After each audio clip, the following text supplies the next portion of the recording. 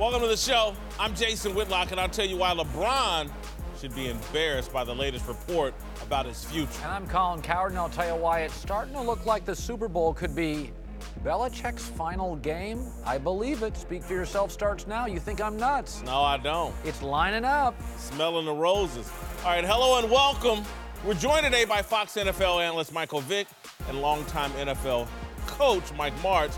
Let's start with another coach, Bill Belichick, who just hasn't been himself this week. First, the Hoodie King showed up in Minneapolis in a fedora on Monday. And then yesterday, he actually seemed happy to be dealing with reporters at his press conference. Offensive line obviously doesn't get a lot of press, fantasy points. Lest things go bad, that's right. There you go. Certainly Mike got the best of the Chad Johnson trade. Still waiting for payback on that, but I don't think that's coming. Coach Patrick Izumi from German TV Pro7. Now, a key matchup will be probably Patrick Chung against Zach Ertz. Do you have any plans of providing some help with him? It's the first time I've been asked the question by a German reporter that wasn't about Sebastian Vollmer. Can I get 4 tickets to the game this weekend? Put you on the list, yeah? I can pay. Yeah. Or here. On a 50, right? Yeah, gotcha. Cowherd, this is completely out of character. The guy looks like he's smelling the roses. Yeah. You think he's retiring? I think it's a 50-50 proposition. Tom's not going anywhere. His brand is age defiance. Tom's not going anywhere, and he's still great. There's 3 things Bill did, and they're just not Bill. First of all, he has no succession plan at quarterback. He gave away both Garoppolo and Brissett, and I thought under market value. Second of all, he's made calls on behalf of coordinators and almost promoted them. They're talking now to the press. That's generally not Bill's thing. Keep it quiet, don't talk. They're all over the press. And 3 is, he's glib, he's funny, he's laughing, he's at ease. Every mystery leaves you clues. And you look back and you're like, I should have read the tea leaves. It's just, I'm not saying it's going to happen, but man, he has moved off brand 3 different times. And I believe the ESPN story. By the way, the Patriots doubled down on it yesterday when the Kraft family came out and said Tom can quit when he wants to quit. I don't think that sits particularly well with Bill Belichick. Let's say it doesn't always have to be because it doesn't sit well. It could be, this is my 8th Super Bowl or 9th or whatever it is. I'm about to maybe win my 6th. Why not stick the landing? Why not go out the way John Elway went out as a coach and just walk away? Because, how much more success can you have? Right. How much more of a legend? They're going to have to rename the trophy after the guy. What more does he have left to prove? And so, I think he's letting off all kinds of signs that he's actually going to enjoy this Super Bowl, hope that they win it, but he's going to enjoy it. Jason, that's what I think. Colin, I couldn't agree with you more. I think Coach is just enjoying this moment. He never really showed a sense of humor in his press conferences, but now he's showing it and he's having fun. I think he wants to just enjoy the moment. And, even if he's looking forward to retirement, and if it's not in the near future, maybe he's saying these are my last couple days, my last couple games. Had a great career, but I want to enjoy every minute of this Super Bowl, and I'm going to entertain the media, I'm entertain the fans, entertain the crowd, and just have a good time and go out with a bang. I think he deserves that. It's been a long time coming, and this is something that we like to see. Well, I don't think there's any question you see Bill Belichick with a smile on his face for crying out loud during the week of preparation for the Super Bowl. That just doesn't happen. Right. When we played him down there in his the Super Bowl in 2001, the countenance is totally different. Obviously, he's been there many times and won now, so that's different. But like you said, what does he have to prove at this point? Nothing. He's left a legacy that probably nobody will ever even come close to. And it's a grind. Doing what he does is such a grind, and it's so hard, especially when you get to our age, It's hard to keep that. It's hard to keep the edge up, I guess. And I can see him stepping away. The other thing that is interesting to me is Josh McDaniel. Listen, and this sounds horrible, but I think this is what I'm about to say is true for a lot of successful people. They don't forget. He's got a little bit of a grudge. Who does? Belichick holds grudges. He and Parcells wouldn't talk forever. He wouldn't trade anybody to Cleveland, by the way. Just this is what's interesting. So there's no succession plan when the coordinators leave. Bill's gone, there's no coach. His footprint's gone. Oh, by the way, there's no succession at quarterback, which he's always had. That's gone. And then he calls Chris Ballard on behalf of Josh McDaniel. So now Josh McDaniel has Andrew Luck. Bill's not stupid. No. So yeah, I see that. I see where you're going. So in other words, when he walks away from this, the cupboard's bare more or less. You know, the quarterback, the relationship now with Tom Brady doesn't exist anymore. That guy's not there. They've lost the valuable backup that they were really counting on. So, you know, when he moves away from it, the whole thing just drops a whole nother floor now. That's what it feels like to me. I want to ask this just from a strategic and impact on the game. Bill breaking character this way, do you think this could have any impact on this game and on his team's mentality? I don't think so. Because his character and his countenance in those meetings, I'm sure, has not changed a bit.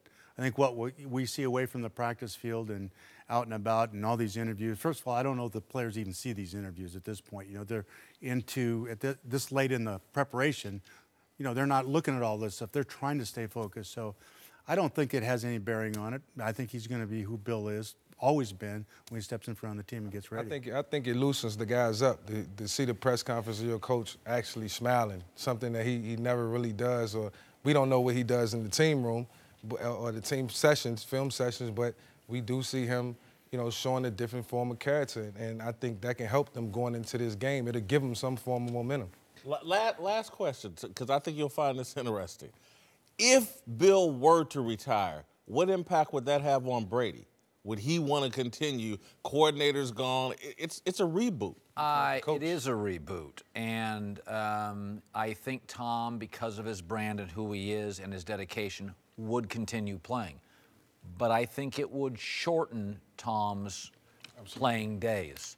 Listen, man, it's easy to say, you know, listen, you're going to have battles. You know, Shaq and Kobe, the Beatles, they only last so long. But, you know, every time those players leave, when Shaq left, Kobe missed him. He missed him because he lost a bunch of games.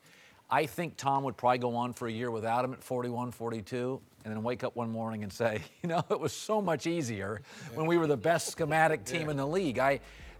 Listen, the fact that it's lasted 18 years, we should celebrate it. Absolutely. Bands don't last 6. March and Vermeil couldn't get along, 6 months? And they had each other's throat.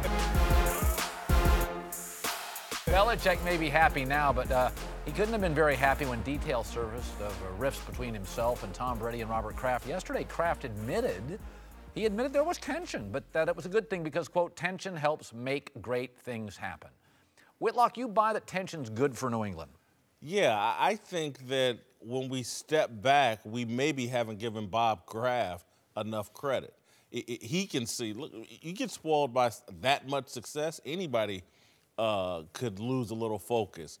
And so by allowing this tension and Brady and Belichick trying to prove who's right, who's more valuable, is Alex Guerrero interfering or whatever, it brought out the competitive instincts in both of these guys, and they ended up back in the Super Bowl. And so I think Bob Kraft is right.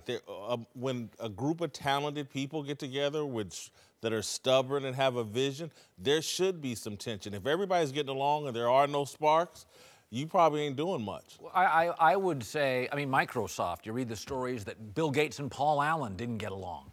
And the movie about Steve Jobs and the engineer there, find me I'll go back to a great band that the Eagles broke up 9 times. Like that's just even a great marriage. If you're authentic with each other, you're battling a couple times a year. You're fighting over money, kids, mortgages, time, responsibilities. I think tension. Michael Jordan punched teammates in the midst of their greatness. Why? Because he had high standards. And if you weren't committing like Mike wanted you to commit, there are levels of tension too. Yeah. There's good tension maybe and maybe unhealthy tension. I think the tension amongst the players in terms of the pressure in that game is a healthy thing. But the tension in the front office and say the coaching staff becomes a distraction. I don't know if that helps or not. You know, I think Bill's a genius at keeping his guys focused and getting them at an intense level for a long period of time. I don't know that they need that type of attention. I think it's more of a distraction for them. You know, Bill knows what he's doing, how to get this team ready to play. I don't think they need that extra tension or distraction to help them win a Super Bowl. They've proved they know what they're doing. And in any form of business, I think from the NFL to outside business, people don't always agree. You may have 3 business partners that's in one entity who can't make the right decisions at the right time, and sometimes it's a little rift. You know, you deal with those type of things, but as long as you handle it internally, so the rest of the guys on the team, the players, you know, the fans, the rift is not created worldwide, then it can be controlled. But, you know, sometimes people are not going to agree. I think tension is good, especially for these 3 guys who are all very competent and know how to run this organization. They've been doing it for the last 18 years. You know, my takeaway was, because you're a journalist and I've worked in the field, more of a talker than a journalist, but by acknowledging there's tension, he was actually acknowledging the ESPN story was correct. He was acknowledging. There's no question. They denied it at first. This story doesn't. That's actually admitting, okay, we got some tension here with Alex Guerrero and. Listen, Mike, and I'm not being flip when I ask this question. That Rams team, the first Super Bowl team, was one of the greatest teams, offensive teams we've ever seen in football. Dick Vermeil, one of the great offensive minds in football. Mike Martz, one of the great offensive minds in football. There was never. No, there wasn't any tension. In fact, that's one of the reasons why things went so well. There's a lot of encouraging and he come in and check on things, but that didn't exist. You know, they've gotten to where they are over a long period of time without this tension.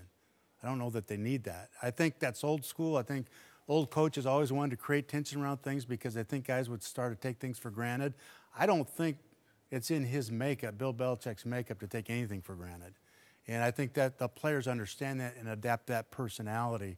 I do think that the tension that would exist would be, okay, look, this might be the end of not only Bill Belichick, but maybe Tom stepping down. We lost both coordinators. They're gone. Yeah. I'm going to be on the roster next year. Neither one of those coordinators are here. Wait, the head coach may not be here. Oh, and then the quarterback may not be here. That's the tension to me. Yeah. By the way, also, we're dealing with Twitter and social media. There are stories that are you're getting handed as a coach now on your desk, and you're like a player. You know, there's some tension now that exists that didn't exist 15 years ago. The more we have this conversation, the more I'm starting to think, honestly, Philadelphia has a chance because of what we're talking about. This thing is about to break up. It's a distraction. Both coordinators we know are gone. Bill Belichick is running around here acting like, man, I want to enjoy every minute of this. And he's different. It's making me feel like there could be issues. I think all the tension just comes from Jimmy Garoppolo. Jimmy Garoppolo getting traded, you know, mid-season. If Belichick was going to continue to coach and continue to run this franchise post-Tom Brady, it would be with Jimmy Garoppolo and those plans. And I think it all started there mid-season, and it just trickled down. I totally agree with you. I've been fighting it since that time. Does it make you feel any different about the Eagles' chances Sunday? You know, I try to distill everything down to the simplest thing. Brady against Nick Foles. That feels like with 7 minutes in the game, I like my chances. But I think, listen, every Super Bowl they've been in, New England's been in. In every one, there has been a moment that the opposing team has thought, we got him. There will be a moment late where Philadelphia is like, we got him. You just pray that Belichick and Brady don't have the ball. And that's when the Giants, by the way, won. At the end of the game, Brady didn't have enough time to go and score. Welcome back, Michael Vick, Mike Martz. Here they are. Let's move to Green Bay, where the Packers have made some big changes on the coaching staff so far this offseason, hiring new offensive and defensive coordinators. But Aaron Rodgers just popped up at the Super Bowl and actually expressed disappointment in some of the changes the team's made and how they've made those changes. Well, my quarterback coach didn't get retained. I thought that was an interesting change, really without consulting me. There's a close connection between quarterback and quarterback coach, and that was an interesting decision. Woo! Whitlock. Sounds like he's upset about it. Will the coaching shakeup work for Aaron? Do you? Look, they need a personnel shakeup. And Aaron Rodgers is being a little disingenuous here. I think Van Pelt made it very clear he was looking to go elsewhere. This isn't something where the Packers organization is trying to screw over Aaron Rodgers. Now, and he also needs to take a big picture approach. Mike McCarthy, they gave him a bogus extension. He's got 2 years, but he basically has a 1-year deal. That's not a great place to be hiring assistant coaches from when they know this may be your last shot. And so this Cignetti guy that they got to come in and replace again, his resume is not the greatest. But the coach isn't in the best position to go out and get the best and brightest because the organization's not that committed to Mike McCarthy. So there's a lot to unpack here. I don't blame Aaron Rodgers for being disappointed about his supporting cast, personnel-wise on the field. But as it relates to these, coaching situation, I think he's been a little disingenuous. I'm a big fan of communication and continuity. I don't think Green Bay was great with either. But I've never thought McCarthy and Aaron Rodgers get along. They're different people. One's California cool, slender, dates actresses. The other guy looks like a Chicago cop. No, yeah, he is a bottom guy. He's a bottom guy. He's a football guy. If he walked into your house and said, I got to work on your roof today, you'd be like, all right, Mr. McCarthy. He looks like a guy that does his own yard work. And Aaron Rodgers looks like a guy that works at a modeling agency that hires people to do his yard work. I think they have different personalities. I think Aaron can be a little passive-aggressive. I think Mike's a bottom-line, authentic, in-your-face guy. So it's going to be a relationship to me that they've won a bunch of games and they won a Super Bowl. It's never going to be perfect, and you just got to make it work. And it's never, to me, been Belichick, Brady, or Peyton, Breeze. It's never felt like that to me. That's just my interpretation. I think you still have to communicate with the quarterback, and when you're making a coaching change, especially at the quarterback coaching position, because that's a guy that you really get to know with the tenure that you had and the time that you have with him. In Atlanta, we had 2 coaching changes, full staff changes. Yep. Came and inquired with me about, keeping the quarterback coach. I was able to talk them into keeping them, but they did consult with me, and I really appreciated that because that's the guy that's the liaison between the quarterback and the offensive coordinator. And, Coach, you know that. So the bond is different, and you have to be really careful with that because you can ruin some relationships doing it. Yeah. Well, there's no question, and I think that Green Bay probably would have liked to keep Van Pelt, but, in his mind, he was ready to be a coordinator. And here's Joe comes in and gets the coordinator's job. He didn't get that job, and I'm sure he talked to him about it. Joe Philbin. Yes, Joe Philbin wanted that job. And so now he's going to be the quarterback coach for Joe Philbin, who he wanted that job. So the dynamics, it's a little rough and tough, and he didn't feel probably that his career was going to go any further, which if I'm him, Alex, I'm coaching Aaron Rodgers at the Green Bay Packers, I'm going to ride that pony to the finish line, I think, Yes. But he didn't see it that way. I get that, but that has nothing to do. To me, that's a whole different, like you said, it's a little disingenuous because I don't believe it's Green Bay pushing him out the door. They just weren't ready for him to be a coordinator. I think he got upset about it and decided he was going to go someplace else. I'm going to defend Mike McCarthy, too, a little bit, just because, and I love Aaron Rodgers, but he's quirky. I mean, I'm not sure there's any head coach that's going to be BFF with Aaron Rodgers. Not taking a shot at Aaron Rodgers. He's falling out with his parents and his family. If you can do that, you can fall out with your head coach a lot easier. And so I'll give Mike McCarthy credit. He's managed this relationship for a long time and done a pretty good job with it. So, if Aaron Rodgers isn't happy at the moment, it doesn't mean come July when it's time to report to camp, he could be on board depending on what they do with the personnel. Well, let's also look. Star quarterbacks. Big Ben and Tomlin have had issues. Haley just got fired. Belichick, Brady, read the ESPN article. Now you got Aaron Rodgers and McCarthy. At some point, Pete Carroll wasn't sure he wanted to resign Russell Wilson. Kirk Cousins didn't like his staff. Listen, this is tough. These quarterbacks, they're the highest paid guy in a salary cap league, and the coaches, there's a basic insecurity with coaches because you're about an hour away at a bad call from getting canned. Yeah. These are tough relationships. The hardest relationship is the coordinator and that quarterback. If he's not a quarterback guy, it's very, very difficult. And that's why having that quarterback coach be a buffer and understand that's why it would have been valuable to keep him. So that there's an interpretation that goes on between the coordinator and the game plan and how it gets put in with the quarterback, and it's got to go smooth. It can't have any glitches, and that's why that position is so important. I think Aaron Rodgers needs to be patient with this decision, too, because they may be doing what's in the best interest for Aaron Rodgers and the team. Sometimes as players, we don't see everything and we don't know everything, and that's why we have coaches around us that can make decisions for us. It's funny. I defended Aaron on radio today. I'm like, they didn't retain some of his O-linemen.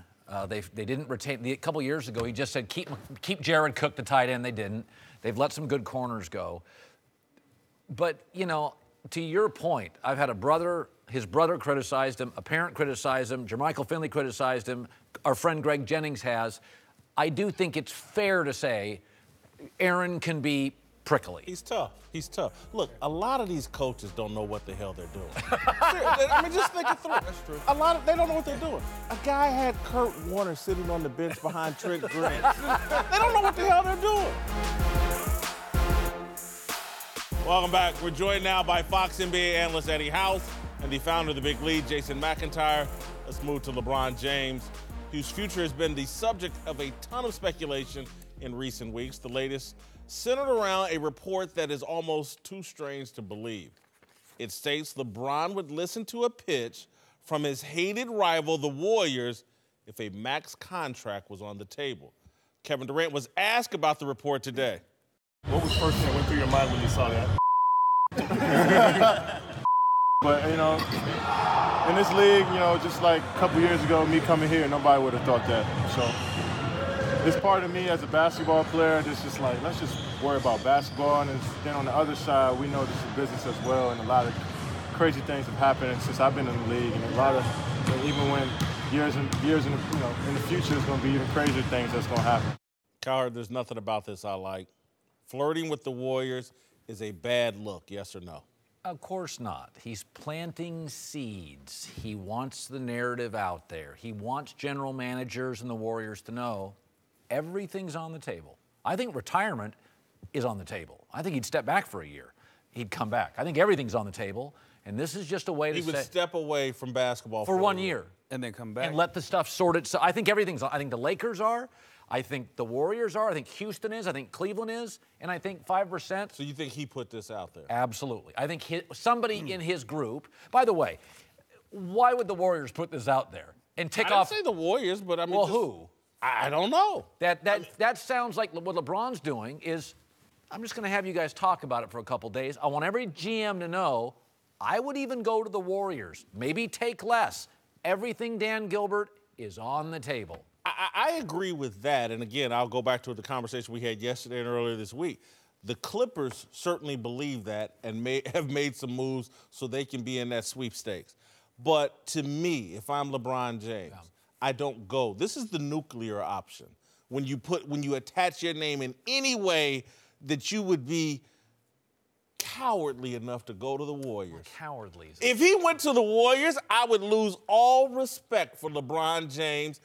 No way his name should be attached to this rumor. I'd rather have rumors about Sacramento than the Golden State Warriors. I would puke if this happened, and it would just be terrible. But I like the fact that you brought up yesterday, because yesterday we had the question, would he get traded? Yeah. Would he waive his no-trade clause? He might waive his no-trade clause if he was going to the Golden State Warriors. But they have to do a whole lot they have to basically deplete the whole team. And that's not going to happen. He's put it in the air. Well, he did it because he know we're going to run wild with it. That's all it is. It's taking a little attention off of how bad they're playing there you go. As a team. So he throws that out there. He throws a little rock and lets everybody go crazy when he's not doing it for glass. us. I think he's doing it every owner, executive in the NBA. I'm out here, baby. Come get me. That's what I think he's doing. Well, Whitlock, what if this is how you could look at it? What if he's doing this as a signal to his own owner, Dan Gilbert? Hey, Dan, our culture is messed up, okay? These guys don't like each other. Isaiah Thomas is complaining. I want a good culture here. I actually want to stay in Cleveland. Look what the Warriors are doing. Look what the culture is there. Last week it was the Houston Rockets, remember? What if LeBron's putting this stuff out there? Because he's saying, look what the Rockets have done. They got rid of Dwight Howard and bing, bang, boom, they're a 60-win team.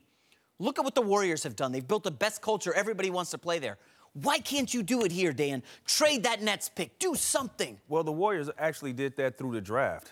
By good drafting and getting a few free agents, but pretty much it was all through the draft. They drafted Clay, they drafted Dre, they drafted Steph, and then they added KD, they added Iguodala. Yeah. That's the culture that they built. Let me add something. Go ahead. They allowed themselves to be coached as well, which LeBron has always had a problem with. Well, they were extremely well coached. When you look at, you had Mark Jackson first, and then Steve Kerr came and picked up where Mark Jackson was kind of lacking a little bit with the offense and stuff like that. The defense was set. All Steve Kerr had to do was have them believe in the offense and believe in them. They're a team that it looks perfect for LeBron if he wanted to go there, because that's the kind of culture that he wants to play in. But no, he doesn't. It's not going to happen. He doesn't. By the way, so let's just think of LeBron's career. He inherited Cleveland, awful, and made the best of it. Oh, he didn't want to play in Cleveland, did he? No, I'm saying, but he didn't have any good players. A little bit of a burden. He had to carry him. Then he goes to Miami, which, by the way, wasn't good until he got there. They were on a downward trend. Wasn't good. Well, they had Dwayne been. Wade would like to smite you right now. And then he goes back to Cleveland, where Kyrie had been an often injured diva. Let's not pretend like if he went to Golden State that he's always gone to the easiest route. Well, LeBron's always gone the easiest route. Going to play with Chris Bosh and Dwayne Wade, yeah, that was the easy route. Okay, so I want to go back to your point, though. I want to add something. Yeah. This whole thing of it's on Dan Gilbert. It is. He's the only one that can make the team better. He traded Kyrie Irving. Whitlock? The team. Come on. He's out there scouting Trae Young at Oklahoma. Wait, and he's going to sell the team. LeBron creates the culture. Let's don't act like Dan Gilbert or Mickey Arison create the culture. You don't think it's a trickle down? Bob Kraft to Bill Belichick. That's football. To Tom Brady. Jump to football. So We're talking if basketball. LeBron went to Golden State and they trade Klay Thompson, you would be what? Well, there's no way they're doing that, Colin. You'd be offended. I would be offended. It would diminish LeBron. I have a great deal of respect for LeBron. I really do. I like you. But if he went, he's already stolen some championships in Miami, and we were good with that. If he goes and plays with Kevin Durant and Steph Curry, this whole culture of basketball, when Duke gets the top 3 players in the country, that offends me. And it makes me look at these millennials and like, man, y'all weak. The top 3, when it used to be if I was number 3, let me go somewhere and prove that I'm number 1. Now these guys the 1, 2, 3 players all go play together. But they don't have to do that. They don't have to do that in college basketball. They don't have to. They do that in high school. That's when they get their rankings. They do it in high school and AAU. That's when they go against each other. And it's happening in the NBA. But you want to form the best team you can at the end of the day. He wants to hang out with Dwayne Wade. Right. He wants to hang out with Udonis Haslem. In college, why don't the recruiters step their game up and get some of them guys? All right, so Blake Griffin, who addressed the media yesterday for the first time since being traded to Detroit, and admitted that he actually found out about the move the same way everybody else did. You know what? Basketball is a business. The NBA is a business, and they made a decision. The only thing I just wish I had known or had the opportunity to talk to somebody beforehand. You know, finding out through Twitter, through other people is a tough way to find out when you've been with a franchise for so long. Whitlock, do you blame Blake Griffin for being a little upset there? I don't think he was a little upset. I think he was a little factual. That, hey, yeah, I would have liked to have heard and not be texted. I saw this over Twitter. He's like, I've been traded. I don't think he's bitter. I think he's factual. I don't think the Clippers are to blame. It's the world we live in. Yeah. News travels so fast that it's hard to keep up with it. And so these agents and the leagues have these relationships with these reporters where there's the quid pro quo, that you provide the information and I'll provide you information in return. And so the priority for the organizations a lot of times is to make sure that Adrian Wojnarowski or whoever the reporter is has the information immediately. And I'm sure they wanted to get to Blake in as timely a fashion as they could, but news just travels so fast now. By the way, LeBron signed shorter contracts, so this stuff doesn't happen to him. Blake wanted the money. He wanted the money, and I don't listen, I get it. But, I mean, LeBron, he won't sign these long deals. And, I mean, He's been injured, so I don't blame Blake. I mean, but my takeaway on Blake is I'm not a big believer in the word deserve. You earn. He's been hurt a lot. He punched a member of the staff. He's been difficult. Some guys don't. $171 million too. I'm not crying for a guy with $171 million. No. I think Blake is the chemistry was never good. Blake was partly to blame. I mean, they gave him a fortune, and an hour later he's on TMZ dating some Jenner. I think they're disappointed in Blake. I get a $171 million contract. I'm gonna date a Jenner too, or a Kardashian.